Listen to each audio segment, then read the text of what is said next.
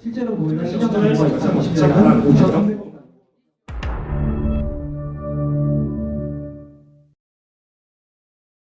스캔의 발표를 맡은 박혜은이라고 합니다. 네, 저희는 오늘 사이버 개인정보 유출 사고 및 사이버 범죄를 막아주는 넘버원 중소기업 사이버 보험을 설명드릴 예정입니다. 우선 목차를 살펴보시겠습니다. 저희의 오늘 발표 순서는 상황 분석, 문제 분석, 해결책 제시, 홍보 방안, 기대 효과의 순서로 발표를 하도록 하겠습니다. 네, 현재 랜섬웨어의 공격은 2016년에서 2017년 사이 9배나 증가하였습니다. 이러한 상황을 보았을 때 사이버상의 공간에서의 범죄로부터 보험의 필요성이 증가하고 있다고 보시면 되겠습니다. 이에 정부는 정보통신망법 제32조를 통해서 사이버 보험 가입 의무화를 확대하였고 징벌적 손해배상 제도를 도입하였습니다.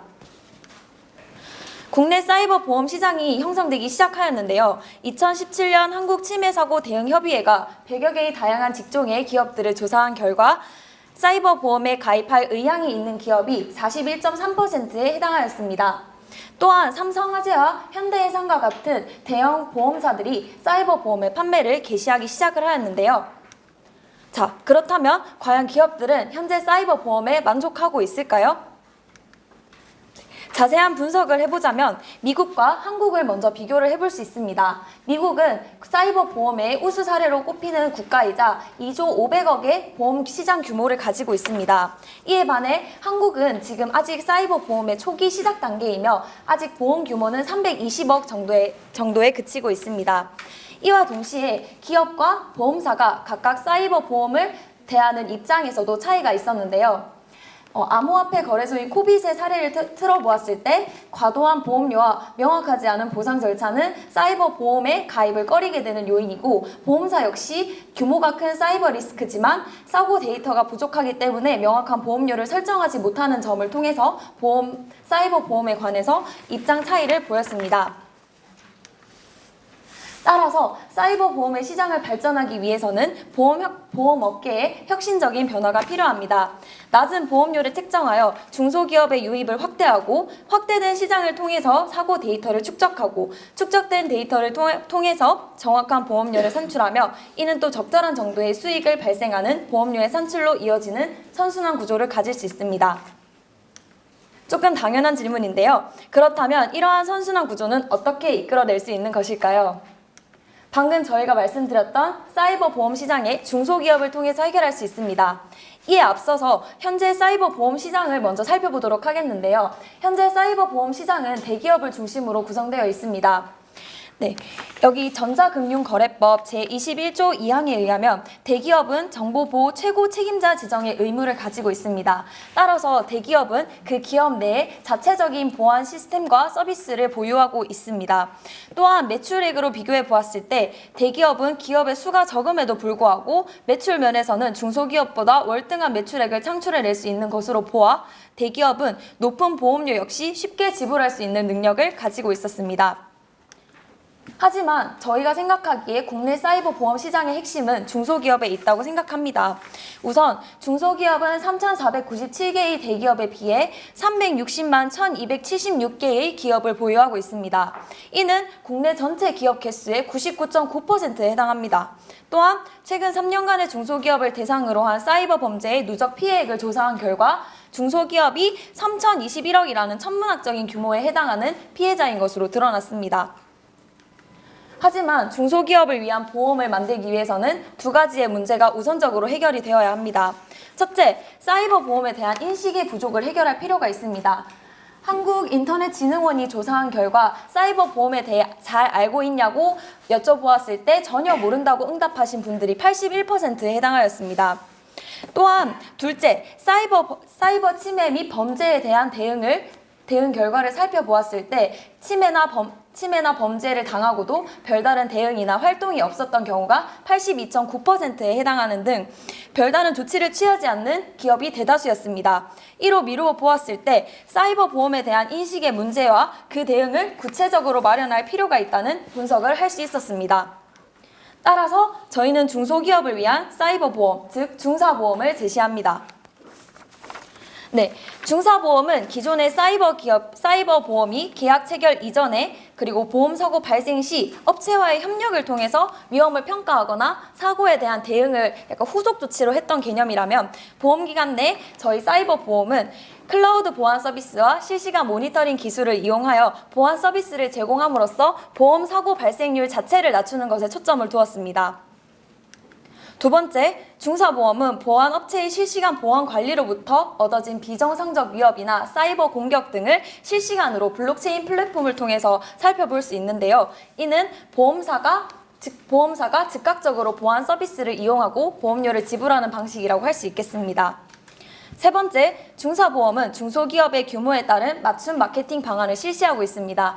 중소기업의 규모는 보시다시피 1명에서부터 300명까지 이르도록 아주 다양한데 이 기업을 크게 두 가지로 분류해 본다면 스타트업 및 신생기업을 위한 방안으로 방류해 볼 수 있고 또 비교적 규모가 큰 중소기업을 위한 방안으로 살펴볼 수 있습니다.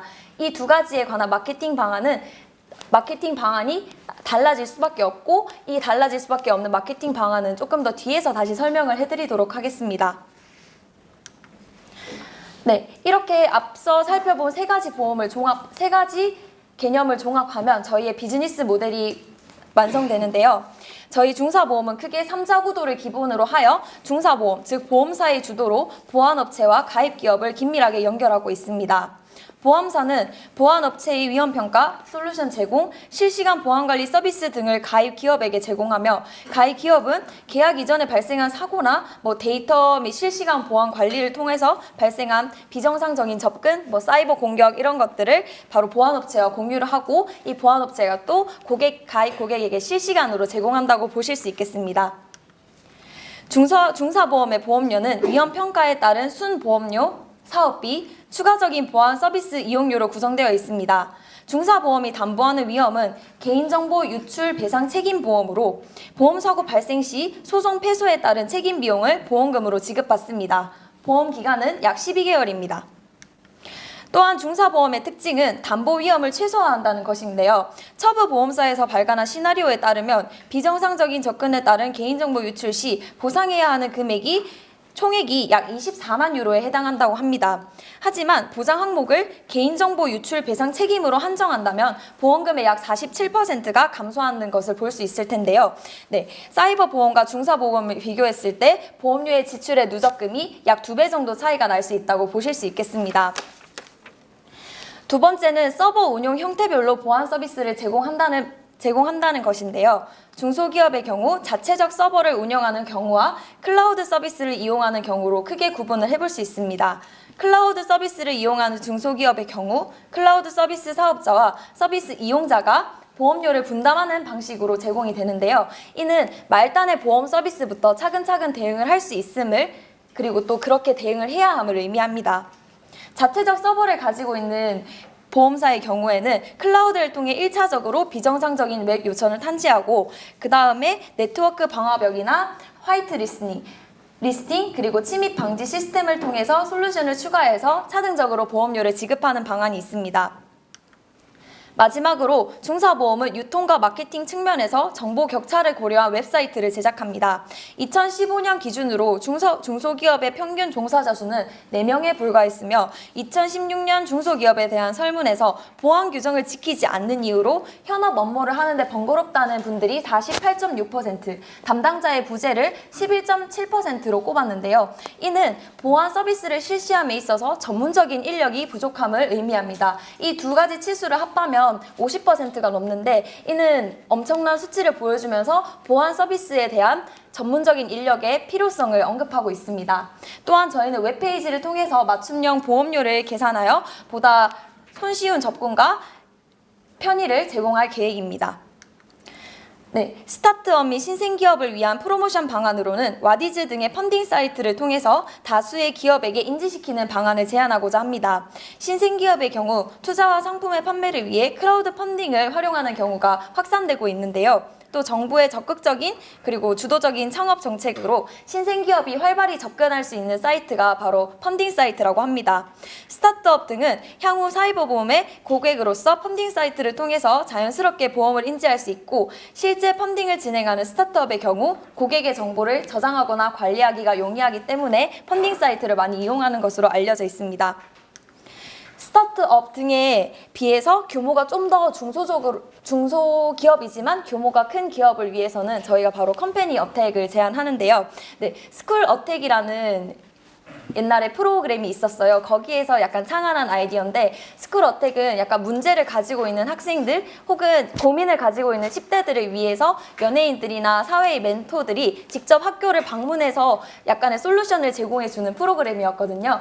이와 마찬가지로 저희 컴퍼니 어택은 먼저 스텝 1을 보시면 월급 및 신규 계약 문의 등 약간의 위장 이메일을 발송하여 덫에 걸린 당사의 보안 취약성을 인지시킴으로써 위험성을 증가시키고, 그 다음에 경각심을 기반으로 하여 보안 교육 및 보안 현황 점검 서비스를 직접 회사를 방문해서 제공하고 있습니다.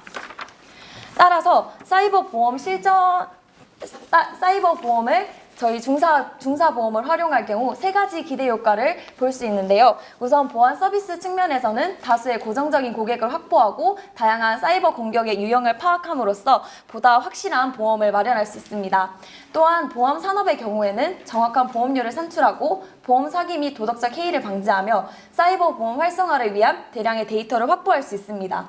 또한 중소기업의 경우 보험 가입의 낮은 진입 장벽을 통해서 저렴한 보험료를 통해서 보험에 진입을 할 수 있고, 체계적인 보안 서비스를 제공받아서 좀 더 사이버 공격에 대해서 취약한 점을 보완할 수 있으며 기업 경영 및 안정화 그리고 신뢰성을 확보할 수 있다는 점을 말씀드리고 싶습니다. 네, 중사보험이 중소기업에게 든든한 보험으로 거듭나기를 바라면서 저희 스캔팀 발표 마치도록 하겠습니다. 감사합니다.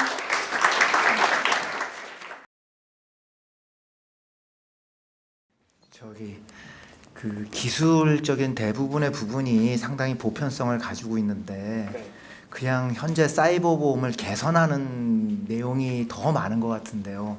굳이 이걸 중소기업이라고 그렇게 하는 이유가 뭐가 있는지, 이 중에서 상당 부분은 그냥 대기업에도 적용될 수 있다면 그냥 사이버 보험을 개선하면 될 것 같거든요. 그래서 그 부분에 대해서 좀 더 명확하게 좀 설명을 다시 해주셨으면 좋겠습니다.